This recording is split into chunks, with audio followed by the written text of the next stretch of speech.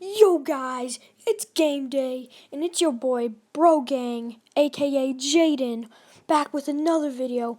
And today, as you can tell, we are going to be counting down the top 10 teams in the NBA that are going to be the best in the 2020 season. So, let's kick it off. Oh, sorry guys. Okay. So, let's kick it off, and let's go. Starting off at number 10, you guys are probably going to be mad at me, but it is the Sacramento Kings. I know. You guys are probably mad at me, but let me just tell you who they got. They got De'Aaron Fox. He's not doing so well. I mean, his team's not doing so well, but he has the potential to be a future star, along with the teammates that he has, just like Marvin Bagley and Buddy Hield. These two, along with De'Aaron Fox, are going to be a great team.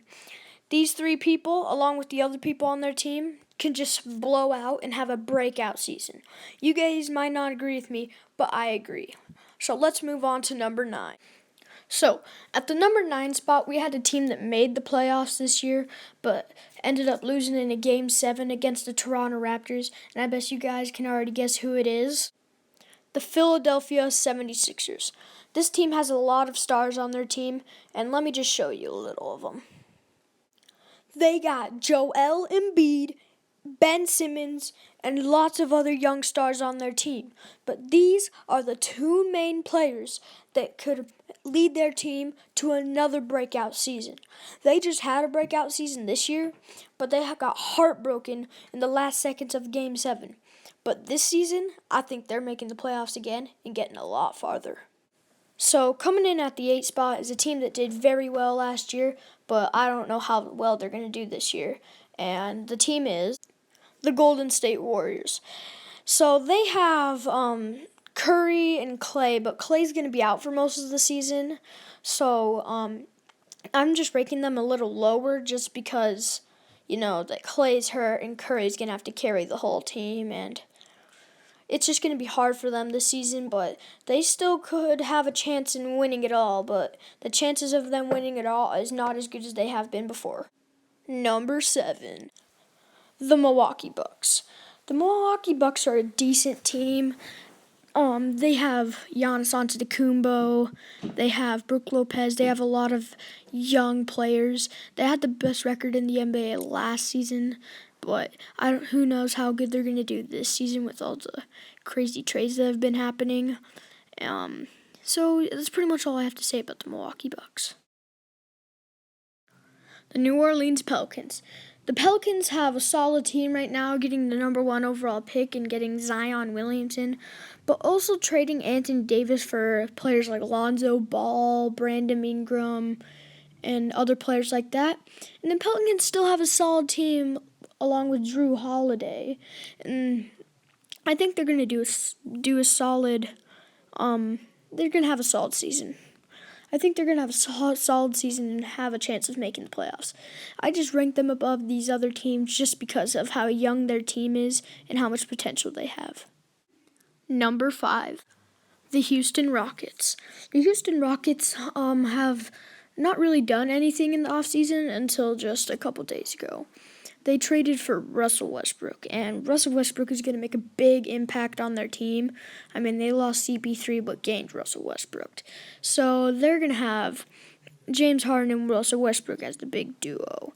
And then they have lots of other players on their team, but those two main people just make it such a big impact on the same team. So I think that they're going to do great this season. The Boston Celtics. The Boston Celtics have a lot of good players on their team.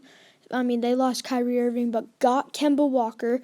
They still have Jason Tatum and Jaylen Brown, and they have Taco Fall, but Taco Fall's not that good. He's a fan favorite, and he has a lot of potential of a big man, but who knows how much better he can get. But they got Jason Tatum, Jaylen Brown, and Kemba Walker. Celtics have a very good future of a team, and we'll see how good they do this season.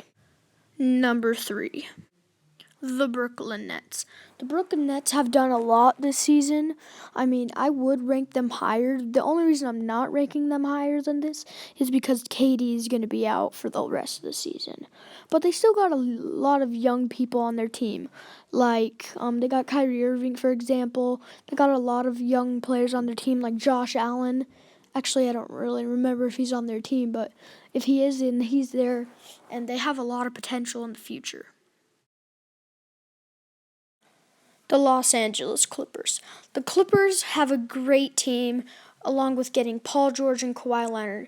Kawhi Leonard just came off one of the best seasons of his career, winning the NBA Finals and getting Finals MVP, and clutching the shot against 76ers like I mentioned earlier. And Paul George just came off an MVP candidate, and they have lots of young players on their team like Montrezl Harrell.